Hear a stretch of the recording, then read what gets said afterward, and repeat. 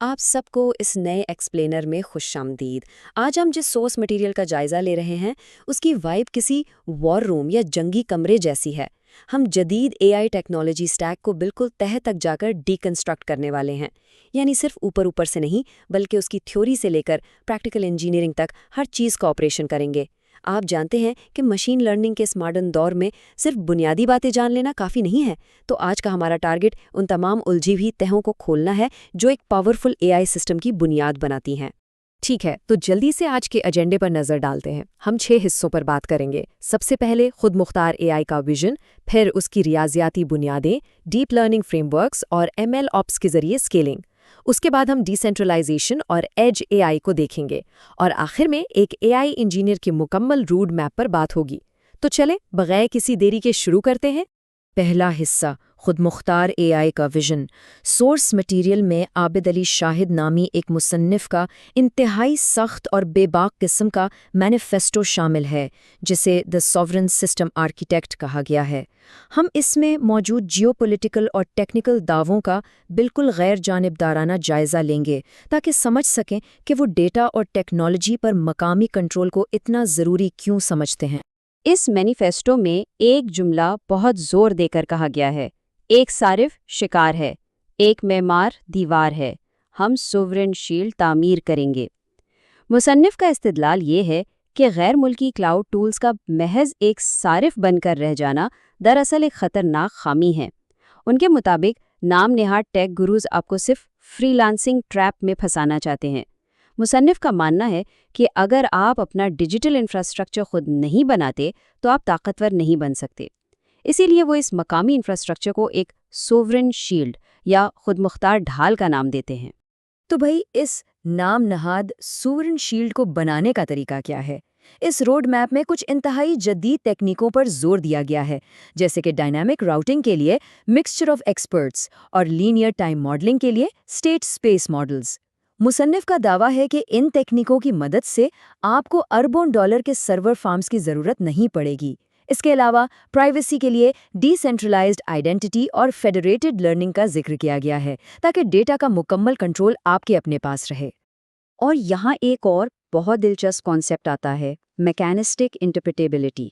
Source के मुताबिक आपका सिस्टम तब तक खुद मुख्तार नहीं हो सकता जब तक आप ये ना जान लें कि उसने कोई ख़ास फैसला क्यों किया। ज़रा सोचें, ये न्यूरल नेटवर्क्स के उस पेचीदा और अंधेरे ब्लैक बॉक्स को तोड़कर एक शफाफ ग्लास बॉक्स में बदलने की बात कर रहा है, यानी मशीन के दिमाग को इंसानी मंतिक में रिवर्स इंजीनियर करना, ताकि आपको एआई की हर हरकत पर मुकम्मल कंट्रोल और भरोसा मिल सके।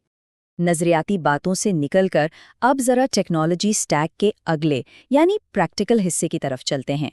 सेक्शन 2, रियाजियाती बुनियाद। जाहिर है, कोई भी खुद मुख्तार या पावरफुल सिस्टम हवा में नहीं बनता, इसके लिए ठोस रियाजी की ज़रूरत होती है। आप इस बात पर हैरान होंगे कि एआई की जितनी भी पेचीदगियां हैं, उन सब की जड़ें लीनियर इक्वेशंस के सिस्टम्स में छुपी हैं। चाहे वसाइल का बेहतरीन इस्तेमाल हो या मॉडल्स की ट्रेनिंग, ये सब बुनियादी रियाजियाती सच्चाइयों पर ही खड़ा है। अगर आपको अपने मॉडल को ऑप्टिमाइज करना है, तो लीनियर इक्वेशंस के ये सिस्टम्स इस पूरे स्ट्रक्चर की रीढ़ की हड्डी साबित होते हैं, बिल्कुल एक मजबूत बुनियाद की तरह। डेटा को हैंडल करने के लिए 2 बहुत मशहूर रियाजी की तरीके हैं, पीसीए और एसवीडी। अब सोर्स मटेरियल ये वाजे करता है कि अगर आपके पास छोटा और डेंस डेटा है तो पीसीए बिल्कुल ठीक काम करता है, लेकिन जैसे आप हाई डायमेंशनल और बिखरे हुए डेटा जैसे कि टेक्स्ट की तरफ आते हैं तो पीसीए गड़बड़ कर सकता है। ऐसी सूरत हाल में एसवीडी यानी सिंगुलर वैल्यू डिकम्पोजिशन आपका सबसे बेहतरीन और नागुज़ीर हथियार बन जाता है। और ये स्लाइड बड़ी शानदार तरीके से वाजे करती है कि एसवीडी का असल जादू क्या है। आप ग्राफ में देख सकते हैं कि शुरुआती चंद वैल्यूज़ के बाद ग्राफ कैसे अचानक नीचे गिरकर लगभग 0 हो जाता है। इस तेज़ी से गिरने का फ़ायदा, इसकी बदौलत आप बहुत बड़े डेटा को बगैर किसी खास एक्यूरेसी के नुकसान के ज़बरदस्त तरीके से कंप्रेस कर सकते हैं। और यकीन माने, मॉडल्स को हल्का और बिजली की तरह तेज़ बनाने के लिए ये तकनीक किसी गेम चेंजर से कम नहीं। रियाजी की इस मजबूत बेस के बाद अब हम स्टैक में एक कदम और ऊपर जाते हैं। Section 3, deep learning frameworks. ये वो सॉफ्टवेयर्स हैं जो इन रियाजियाती उसूलों को अमली शक्ल देते हैं। جب بھی ڈیپ لرننگ کی بات ہوتی ہے تو دو بڑے نام فوراً ذہن میں آتے ہیں، پائی ٹارچ اور ٹینسرفلو۔ پائی ٹارچ اپنے ہلکے پھلکے کور اور ڈائنامک نوعیت کی وجہ سے ریسرچرز کی آنکھ کا تارا رہا ہے، جبکہ دوسری طرف ٹینسرفلو شروع سے ہی ایک مکمل پیکیج یعنی بیٹریز انکلوڈڈ اپروچ کے ساتھ آیا، جس میں ٹینسر بورڈ جیسے ٹولز پہلے سے موجود ہوتے ہیں جو اسے بڑی کمپنیوں اور پروڈکشن لیول کے لیے بہت پرکشش بناتے ہیں۔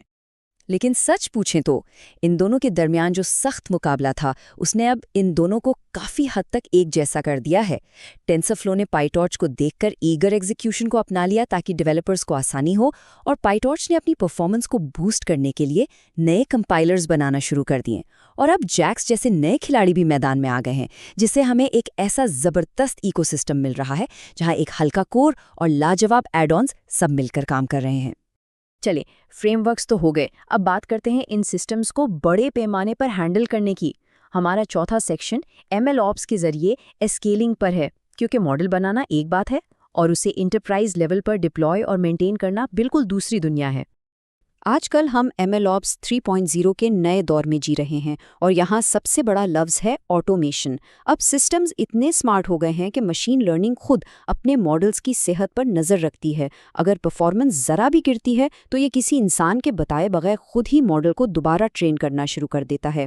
آپ خود سوچیں، یہ سیلف ہیلنگ یا خود کو ٹھیک کرنے والا انفراسٹرکچر ڈیولپرز کا کتنا وقت اور پیسہ بچاتا ہے۔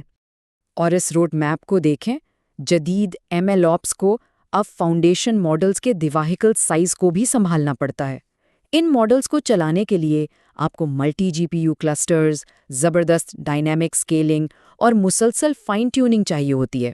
سیدھی سی بات ہے، اگر آپ کے پاس ایک مضبوط خودکار ایم ایل اوپس سسٹم نہیں ہے تو ان ماڈلز کو مینٹین کرنا آپ کے لیے لفظی طور پر ایک ڈراؤنا خواب بن سکتا ہے۔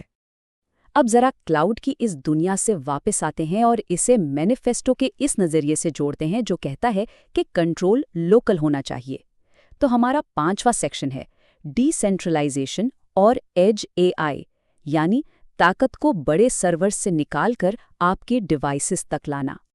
یہ ٹیبل سینٹرلائزڈ کلاؤڈ اور فیڈریٹڈ لرننگ کا فرق صاف ظاہر کرتا ہے۔ فیڈریٹڈ لرننگ واقعی ایک انقلابی چیز ہے۔ ہوتا یہ ہے کہ آپ کا پرسنل ڈیٹا آپ کی ڈیوائس سے باہر کبھی نہیں جاتا۔ ماڈل آپ کی ہی ڈیوائس پر ٹرین ہوتا ہے اور صرف اپنی لرننگز یا سیکھی ہوئی باتیں مین سرور کو بھیجتا ہے۔ اس طرح سے ڈیٹا پرائیویسی پر کوئی سمجھوتا نہیں ہوتا، جو کہ ایک خود مختار سسٹم کے لیے بے حد ضروری ہے۔ اب یہاں سے اصل مزہ شروع ہوتا ہے۔ اس مینیفیسٹو میں جس سوورن شیلڈ کی بات کی گئی تھی وہ عام لیپ ٹاپس اور فونز پر کیسے چلے گی؟ اس کا جواب ہے آن ڈیوائس کوانٹائزیشن۔ یہ اتنے بڑے اور بھاری ماڈلز کو 4 بٹ یا 8 بٹ فارمیٹ میں دبا کر اتنا چھوٹا کر دیتا ہے کہ وہ آپ کے اپنے ہارڈ ویئر پر بآسانی چل سکیں۔ کلاؤڈ کی کوئی ضرورت نہیں، اور یہی وہ ٹیکنیک ہے جو واقعی آپ کو ٹیکنالوجی کا ماسٹر بناتی ہے۔ لیکن ٹھہریں، یہ اتنا آسان بھی نہیں ہے۔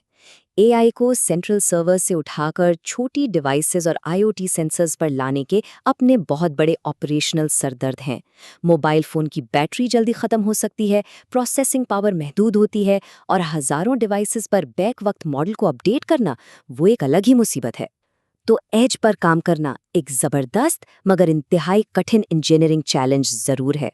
اس پورے آرکیٹیکچر سٹیک کو اچھے سے کھنگالنے کے بعد اب ہم اپنے آخری سیکشن کی طرف آتے ہیں۔ ایک ڈیولپر اس ساری پیچیدگی میں اپنا راستہ کیسے بنائے؟ آئیے دیکھتے ہیں اے آئی انجینئر کا روڈ میپ۔ سورس مٹیریل واضح کرتا ہے کہ آج کے دور میں اے آئی انجینئر وہ نہیں جو بیٹھ کر صفر سے نئے ماڈل بنائیں یا صرف تھیوری پر کام کرے، بلکہ یہ ایک ایسا پریکٹیکل انسان ہے جو پہلے سے موجود طاقتور ماڈلز اور ٹولز کو اٹھاتا ہے اور ان کی مدد سے ایسی ایپلیکیشنز بناتا ہے جو عام لوگوں کے حقیقی مسائل حل کر سکیں۔ اس رول کا سارا فوکس یوزر ایکسپیرینس اور پریکٹیکل امپیکٹ پر ہے۔ تو اس سارے سفر کا نچوڑ کیا ہے؟ یہ سب کیسے جڑتا ہے؟ اگر آپ کو واقعی ایک بہترین اے آئی انجینئر بننا ہے تو آپ کو یہ قدم اٹھانے ہوں گے۔ سب سے پہلے اس کی ریاضی کو سمجھیں، پھر اپنے لیے ایک زبردست ڈیپ لرننگ فریم ورک چنیں، اس کے بعد ایم ایل اوپس کی آٹومیشن میں ماسٹری حاصل کریں، اور پھر آخر میں ایج اور فیڈریٹڈ سولوشنز کو امپلیمنٹ کرنا سیکھیں۔